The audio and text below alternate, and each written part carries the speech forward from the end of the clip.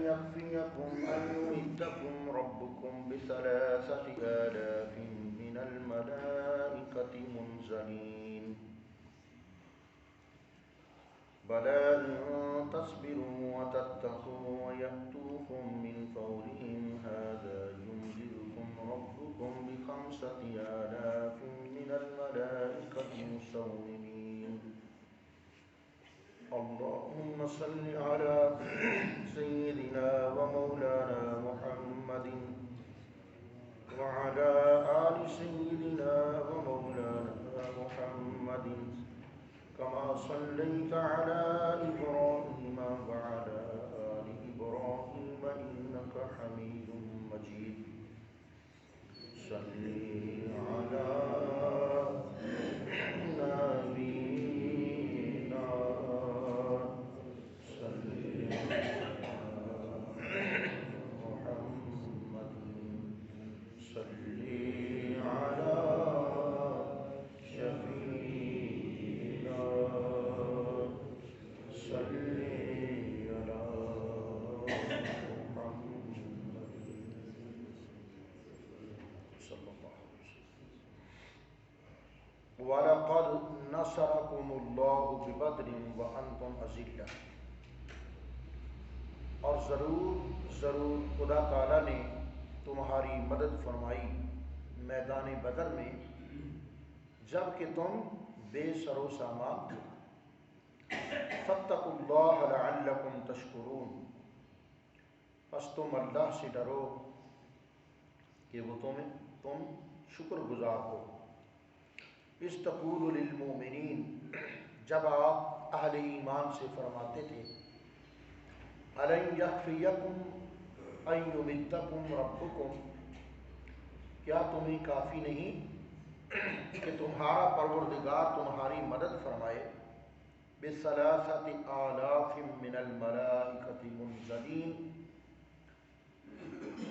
3000 فرشتے اتار کر، بلا کیوں نہیں، ان تصبروا وتتقوا، اگر تم صبر کرو اور پرہیزگار بنو، وَيَأْتُوكُم مِّن فَوْرِهِمْ هَٰذَا يُمْدِدْكُمْ رَبُّكُم بِخَمْسَةِ آلَافٍ مِّنَ الْمَلَائِكَةِ مُسَوِّمِينَ،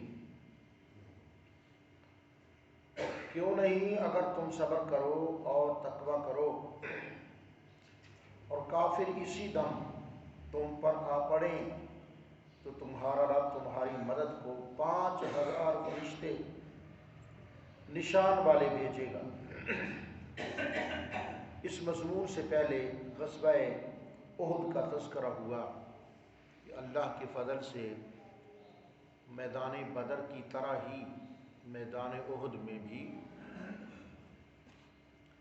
حضور نبی کریم علیہ السلام کے صحابہ کو اللہ نے فتح عطا فرمائی، لیکن غلطی کا ہو جانا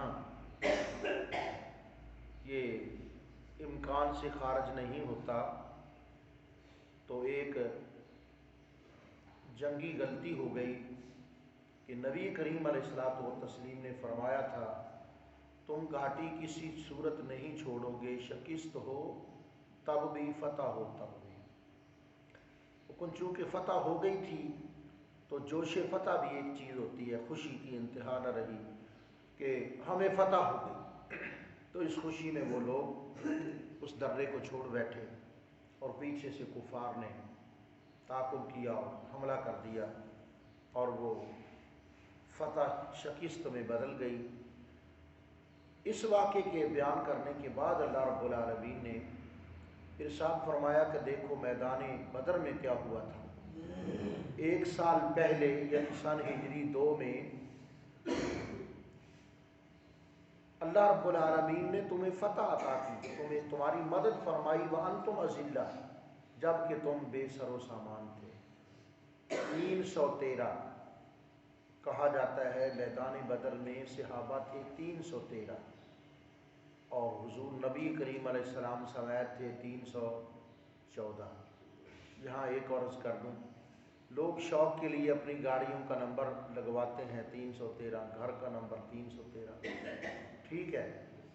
تو 314 جو عدد ہے نا یہ 313 سے بھی مبارک ہے، کیونکہ اس میں نبی کریم صلی اللہ علیہ وسلم بھی شامل ہے نا۔ اچھا یہ 313 تعداد جو ہے یہ بڑی برکت کی چیز ہے۔ کہا جاتا ہے کہ رسولوں کی تعداد بھی 313، اور جو لڑائی ہوئی تھی جس کا ذکر ہم پڑھ چکے ہیں دوسرے پارے کے آخری رکوع میں، قاتل داؤد و جالوت، اس فوج میں حضرت سیدنا داؤد علیہ السلام بھی تھے، جو طالوت کی سربراہی میں لڑی گئی خدا کے نبی کے حکم سے۔ اس دن حضرت داؤد بیمار تھے، لیکن شوق جہاد کے لیے آپ بھی نکلے۔ اس فوج کی تعداد بھی 313 تھی، اور میدان بدر میں بھی اصحاب محمد مصطفیٰ 313 تھے۔ اچھا اب 313 ہم نے گن لیے، پڑھ لیے سیرت کی کتابوں میں، تاریخ میں، تو ان میں دو تو بچے تھے، معاذ اور معوذ۔ عمر کے لحاظ سے چھوٹے تھے، حوصلے کے لحاظ سے بڑے تھے، کہ انہوں نے پوچھا ہمیں بتائیے تو صحیح نا وہ ہے کدھر؟ کون؟ ابو جہل۔ بیٹو تمہیں کیا کام ہے جی ان سے؟ ہم نے سنا ہے، قسم کھائی ہے مر جائیں گے یا ماریں گے ناری کو۔ حفیظ جلندری لکھتے ہیں شاہ نامہ اسلام میں، قسم کھائی ہے، وہ کہنے لگے معاذ اور معوذ، قسم کھائی ہے مر جائیں گے یا ماریں گے ناری کو، سنا ہے گالیاں دیتا ہے وہ محبوب باری کو۔ تو عجب ہے بچوں، تم نہیں پہنچ سکتے وہاں، تو اس کے حصار ہے، کتنی فوج نے حصار بنایا ہوا ہے، اور وہ درمیان میں کھڑا ہے، کالے گھوڑے کے اوپر سوار ہے، وہ دیکھو۔ جب یہ کیا نا وہ دیکھو، تو بجلی تھی، وہ بچے کیا تھے؟ بجلی کی طرح دوڑے، اور نہ جانے کیسے خدا تعالیٰ ان کے لیے راستے بناتا گیا، اور وہ جا پہنچے۔ اب بچے ننھے ننھے ہاتھ، چھوٹی چھوٹی تلواریں، اب وہ اتنا اونچا گھوڑا اور پھر اس کا سر کدھر ہے؟ یہ تو پہنچنا ناممکن ہے۔ بچوں کا جذبہ دیکھیے، انہوں نے کہا اچھا اس کے سر پر تو نہیں پہنچ سکتے، گھوڑے کی ٹانگوں تک تو پہنچ سکتے ہیں۔ ہاں جی، انہوں نے زور سے جب حملہ کیا نا، خدا کے شیروں نے، گھوڑے کی ٹانگیں کٹ گئی، گھوڑا نیچے گرا، اور ابو جہل بھی نیچے گرا، تو سر پہ چڑھ گئے، سینے پر، اس کو قتل کر دیا۔ اب ان دونوں بچوں کو شمار تو کر لینا چاہیے، ویسے بچے ہیں ان کو شمار نہیں کرنا چاہیے، لیکن ان کو شمار کر کے بنتے ہیں 313۔ تو وَأَنْتُمْ أَذِلَّةٌ، جب تمہارے پاس تھا ہی کچھ نہیں۔ تلواریں کتنی تھی ان کے پاس؟ 6 زریں، 8 شمشیریں۔ پلٹنے آئے تھے یہ لوگ دنیا بھر کی تقدیریں، نہ تیر و تیغ پہ تقویٰ، نہ خنجر پر نہ بھالے پر، بھروسہ تھا انہیں سادہ سی کالی کملی والے پر۔ آقا علیہ السلام کی نگاہ کرم ہی کام کر گئے، کچھ نہیں تھا۔ اور جب میدان بدر میں آئے تو کفار ہنسنے لگے۔ ابو جہل نے کیا کہتے ہیں اس کو پنجابی میں، بولی مارنا، حجت کرنا، جی حجت کی، اس نے شرارت کی کہ لو آئے ہیں ہم سے مقابلہ کرنے، سرداران عرب سے مقابلہ کرنے آئے ہیں تکلے لے کر، ہاتھ میں اتنی تلواریں تھیں، چھریاں تھیں، اور کسی کا دستہ بھی نہیں تھا۔ بڑا تعجب ہوتا ہے کہ لڑنے آئے ہو اور ہاتھ میں چھریاں لے کر، ان چھریوں کو تلواروں نے شمار کیا گیا، اور کئی چھریوں کے دستے بھی کوئی نہیں تھے، ہاتھ میں ویسے ہی پکڑی ہوئی تھی۔ اللہ اکبر۔ تو نبی کریم علیہ السلام نے اس کی حجت بازی کا کیا جواب دیا؟ فرمایا یہ کل جنگ ہوگی تو دیکھو گے کیا بنتا ہے تمہارے ساتھ، میں ایسی فوج تمہارے مقابلے میں اتار چکا ہوں جو موت کو اس طرح پسند کرتے ہیں جس طرح تم لوگ شراب کو پسند کرتے ہو۔ یہ حضور کے لفظ تھے صلی اللہ تعالی علیہ وسلم۔ تو یہاں بیان یہ ہو رہا ہے کہ تمہارے پاس آج تو فوج تھی 700 بندوں کی، 313 بھی تھے نا پچھلے سال، وَأَنْتُمْ أَذِلَّةٌ کچھ نہیں تھا، پانی تمہارے پاس نہیں تھا، بیٹھنے کو جگہ تمہارے پاس نہیں تھی، بدر کا کنواں ان کے قبضے میں تھا، تمہارے لیے نشیب و فراز کی جگہ بیٹھنے کی بھی تھی، منہ میں تمہارے روزہ تھا، یہ سب کچھ تھا یا نہیں تھا؟ لیکن تم نے اپنے رسول پاک صلی اللہ علیہ وسلم کو اپنا مطمع نظر بنایا، حضور کے اشارے پہ چلے تو خدا تعالیٰ نے کایا پلٹ دی تھی، اور اس میدان میں بھی وہی ہوا جو ہونا چاہیے تھا، تمہیں فتح ہو گئی، اور تم نے میرے پیارے رسول صلی اللہ علیہ وسلم کی وہ بات فراموش کر دی، وہ بھول گئے تم لوگ، تو رسول کریم علیہ السلام کی اطاعت کا جی وہ شان ہوا، اور تمہیں اللہ نے فتح دی، اور اس میں تم اطاعت رسول سے تھوڑے سے پیچھے ہٹے، اگرچہ وہ نسیان تھا، لیکن دیکھو تمہاری فتح شکست میں بدل گئی۔ وَأَنْتُمْ أَذِلَّةٌ فَاتَّقُوا اللَّهَ، پس تم اللہ سے ڈرو، لعلکم تشکرون، تم شکر گزار بنو، اس تقولو للمؤمنین، اے محبوب محمد صلی اللہ علیہ وسلم، کیا آپ اہل ایمان کو نہیں کہہ رہے تھے؟ کب؟ میدان بدر میں، أَلَنْ يَكْفِيَكُمْ أَنْ يُمِدَّكُمْ رَبُّكُمْ، کیا تمہیں کافی نہیں ہوگا کہ تمہارا پروردگار تمہاری مدد کرے؟ کیسے؟ بِثَلَاثَةِ آلَافٍ مِّنَ الْمَلَائِكَةِ مُنزَلِينَ، 3000 فرشتے آسمان سے اتار کر۔ اگر خدا تعالیٰ 3000 فرشتے بھیج کر تمہاری مدد کرے تو کیوں گھبراتے ہو؟ کیا وہ خدا کی مدد تمہارے لیے کافی نہیں ہوگی؟ صحابہ کرام نے عرض کیا، یا رسول اللہ 3000 فرشتے؟ فرشتہ تو ایک ہی بتھیرا ہے، فرشتہ ایک ہی بڑا ہے، فرشتوں کی طاقت، اللہ اکبر اللہ اکبر، خدا تعالیٰ دکھاتا ہے کہ میرے بنائے ہوئے فرشتوں کی یہ طاقت ہے۔ جب قوم سیدوم کی 7 بستیاں لہب و لعب میں اور برائی میں غلطاں ہو گئیں، قوم لوط کی سیدوم کی 7 بستیاں، تو اللہ تعالیٰ نے 3000 فرشتے بھیجے تھے؟ نہیں، ایک فرشتہ بھیجا تھا، اس ایک فرشتے نے اپنا ایک پر جو کھولا اور پر کی نکر ماری زمین پر 7 بستیاں اٹھا دی، 7 بستیاں، جس طرح زمیندار ایسے کسی مارتا ہے نا تو 2-4 کلو مٹی کسی کے اوپر آ جاتی ہے جی، تو ایسے پر مارا زمین کے اوپر، زمین کو چیر کر رکھ دیا سمندر تک، نیچے تک، اور 7 بستیوں کو طبقہ زمین سے اکھیڑ دیا، اور اس طرح اپنے پروں پر 7 بستیاں کو لے کر اڑا۔ کتنا بلند گیا ہوگا؟ حدیث پاک میں آتا ہے کہ ان 7 بستیوں کے مرغوں اور جانوروں کی آوازیں پہلے آسمان کے فرشتے سننے لگے، پر مار کے طبقہ زمین سے 7 بستیوں کو اکھیڑا اور پھر پرواز شروع کر دی، آسمان کے قریب لے جا کر کیا کیا؟ عالیہا سافلہا، اس کا اوپر والا حصہ نیچے کر دیا، وہاں سے وہ دھڑام سے گرے سیدوم کی بستی۔ تو 3000 جب آ جائیں گے تو ان کا تو ککھ نہیں بچے گا۔ یا رسول اللہ ہم بہت خوش ہیں اللہ تعالیٰ کی اس امداد پر۔ بلا کیوں نہیں، یعنی جو وعدہ کیا ہے وہ ہوگا، وہ ہونے والا ہے۔ ان تصبروا، شرط یہ ہے کہ صبر کرنا ہے۔ صبر کا کیا معنی ہے؟ رکنا۔ صبر، میں نے پچھلے کسی موقع پر یہ صبر کا لفظ آیا تھا تو وہاں عرض کیا تھا، مجھے یاد ہے کہ یہ جب ہم فصل کاٹتے ہیں گندم کی، تو گندم کی وہ پولیاں کہہ لو بناتے ہیں، تو کس سے بناتے ہیں؟ وہ باندھتے ہیں، اس کو کیا کہتے ہیں؟ بیڑ، اور بھی سبڑ بھی کہتے ہیں، ہاں ہم ہمارے علاقے میں سبڑ کہتے ہیں۔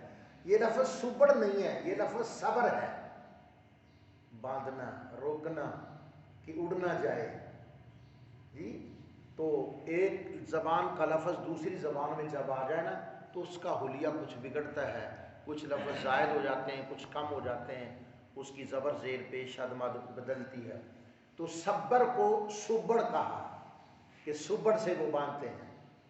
صبر کا معنی ہے روکنا، اپنے آپ کو روک لو گے، جہاں جس صحابی کی حضور ڈیوٹی لگائیں وہاں وہ کھڑا رہے، یہ شرط ہے کہ آقا علیہ السلام کے اشارے پہ چلنا ہے، جیسے تمہیں کہہ دیا جائے، جہاں تمہیں روک لیا جائے وہاں رک جانا ہے۔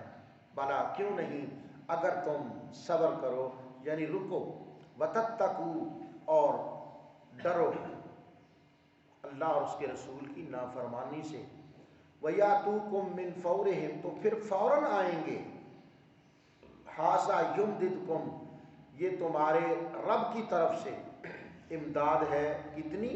ب5,000 من الملائکۃ مصومین 5,000 فرشتے اللہ بھیجے گا۔ اچھا ایک علمی بات آ گئی یہاں، پہلے کتنا ذکر ہے؟ ب3,000 من الملائکہ 3,000 فرشتے، اور اب کیا کہا جا رہا ہے؟ ب5,000 من الملائکہ 5,000، 3,000 اور 5,000 کتنے ہوئے؟ 8,000۔ میدان بدر میں 8,000 فرشتے نہیں آئے تھے، 5,000 آئے تھے، تو یہاں تو ہے 8,000 آئے تھے۔ بآلاف من الملائکۃ ب3,000 من الملائکۃ 3,000 فرشتے، دوسری آیت میں ہے ب5,000 من الملائکۃ 5,000 فرشتے، تو 5 اور 3 تو 8 ہو گئے، لیکن حدیث میں اور سیرت کی کتابوں میں آتا ہے کہ جی فرشتے آسمان سے جو اترے تھے وہ 5,000 تھے۔ اس کا جواب عرض کرتا ہوں، اسی لیے صرف ترجمہ کافی نہیں ہوتا جب تک استاد موجود نہ ہو، ٹھیک ہے؟ استاد کامل، اللہ رب العالمین نے کائنات کو تخلیق کیا، یہ ہے 24واں پارہ۔ اللہ تعالیٰ ارشاد فرماتا ہے خلق الارض فی یومین، اللہ تعالیٰ نے زمین کو تخلیق کیا 2 دنوں میں۔ آگے ارشاد فرمایا وجعل فیہا رواسیّ، راستے بنائے، من فوقہا اس کے اوپر، بارک فیہا برکتیں رکھی، وقدر فیہا اقواتہا اور اس میں روزی مقرر کر دی، کتنے دنوں میں؟ فی 4 ایام 4 دنوں میں، 2 دن پہلے 4 دن یہ، کتنے دن ہو گئے؟ 6 دن ہو گئے۔ ثم استوى الى السماء وهي دخان، پھر اللہ تعالیٰ نے آسمان کی طرف استوا فرمایا، فقال لها اور آسمان سے فرمایا، وللارض آگے فرمایا فقضاهن 7 سماوات في يومين، تو ان آسمانوں کو 7 بنایا 2 دنوں میں، تو 6 اور دن 2 8، ہفتے کے دن 8 ہوتے ہیں یا 7 ہوتے ہیں؟ 7 ہوتے ہیں، تو یہاں تو 8 بن رہے ہیں۔ جی میں عرض کرتا ہوں، خلق الارض فی یومین، 2 دنوں میں اللہ تعالیٰ نے زمین کو تخلیق کیا، اور ان 2 دنوں سمیت اللہ تعالیٰ نے بارک فیہا وقدر فیہا اقواتہا فی 4 ایام، یعنی وہ 2 دن ڈال کر 2 دنوں میں یہ روزی اور راستے اور برکتیں رکھی ہیں زمین میں، یہ کل 4 دن ہوئے، یہ نہیں کہ 2 دن وہ ہو گئے 4 دن یہ ہو گئے، ان کے سمیت 4 دن ہوئے، اور 2 دنوں میں اللہ رب العالمین نے 7 سماوات 7 آسمان بنا دیے، تو کل دن ہو گئے 6، اور 1 دن خدا تعالیٰ نے خالی رکھا۔ بندوں کو یہ اشارہ ہے کہ تم بھی 1 دن خالی رکھنا، دن رات جتے رہو روزی کے حصول کے لیے، لیکن 1 دن خدا نے بھی چھوڑا، تم بھی 1 دن چھٹی کرو، ٹھیک ہے؟ یہ اس کا فلسفہ ہے، یعنی یہ نہ کہو کہ 2 دنوں میں زمین بنائی تو 4 دنوں میں یہ بنایا تو کل 6 ہو گئے، اور پھر 2 دنوں میں 7 آسمان بنائے وہ تو 8 ہو گئے، حالانکہ ایسا نہیں ہے، 6 دنوں میں سب کچھ تخلیق کیا، جیسا کہ قرآن کریم کی باقی آیتوں میں اور احادیث مبارکہ میں وضاحت ہے۔ اسی طرح آپ یہاں بھی سمجھ لیں کہ اللہ رب العالمین ارشاد فرماتا ہے کہ 3000 فرشتے بھیجے، ٹھیک ہے، پھر فرمایا 5000۔ تو یوں نہ کوئی سمجھے کہ 3 اور 5 تو 8 ہو گئے، بلکہ یوں سمجھا جائے کہ پہلے اللہ رب العالمین نے 3000 فرشتے بھیجے اور پھر 2000 فرشتے بھیجے، کل 5000 فرشتے ہوئے۔ اور یہ باتیں جب تک استاد کامل نہ ہو خالی ترجمے سے یہ باتیں سمجھ نہیں آتی، الٹا وہ ذہن پریشان ہو جاتا ہے کہ کتاب میں اور لکھا ہوا ہے، حدیث میں کچھ اور ہے، قرآن پاک میں کچھ اور ہے، تو اس کا مطلب ہے قرآن تو سچی کتاب ہے، باقی حدیث پر پھر شک ہو گیا جی۔ تو اس طرح گڑبڑ ہوتی ہے۔ احادیث اور قرآن کریم میں کوئی تفاوت نہیں ہوتا، تقابل تو ہے ہی نہیں نا، یہ تشریح ہے۔ حدیث پاک کیا ہے؟ حضور نبی کریم علیہ السلام کا قول حدیث ہے، آقا علیہ السلام کا فعل حدیث ہے، اور نبی کریم علیہ السلام کی تقریر حدیث ہے۔ تقریر کا معنی خطبہ نہ سمجھیں کہ مولانا صاحب تقریر کرتے ہیں، تقریر کا مطلب ہے قائم رکھنا، اس میں تبدیلی نہ کرنا۔ وہ کیا ہے کہ نبی کریم علیہ الصلوۃ والتسلیم کی خدمت میں کوئی بات کہی گئی، کوئی گفتگو کی گئی، آقا علیہ السلام نے سن لی اور اس سے منع نہیں کیا کہ نہ یوں نہ کہو، حضور نے ایسا نہیں کہا فرمایا۔ یا کوئی حضور کی خدمت میں کام کیا گیا، کسی نے آ کر حضور کے سامنے کوئی کام کیا اور حضور نے دیکھا، منع نہیں کیا، اس کو کہتے ہیں مقرر کر رکھنا، یعنی اس کو قائم رکھنا۔ اگر وہ گفتگو جائز نہ ہوتی، ایسا کہنا جائز نہ ہوتا یا ایسا کرنا جائز نہ ہوتا تو سرکار علیہ السلام بری چیزوں کو منع کرنے تشریف لائے، سرکار ضرور منع کرتے کہ نانا یوں نہ کہا کرو، نانا یوں نہ کیا کرو۔ حضور نے کوئی بات سنی، اس کی تردید نہیں فرمائی، کوئی کام ہوتے دیکھا، اس کی تردید نہیں فرمائی، تو اس کو بھی حدیث کا درجہ ہے کہ یہ حدیث تقریری ہے۔ آقا علیہ السلام نے اس کو قائم رکھا، اس سے منع نہیں کیا جی۔ تو حدیث کی 3 قسمیں ہیں، افعال رسول صلی اللہ علیہ وسلم، اقوال رسول صلی اللہ علیہ وسلم، اور تقاریر رسول صلی اللہ علیہ وسلم جی۔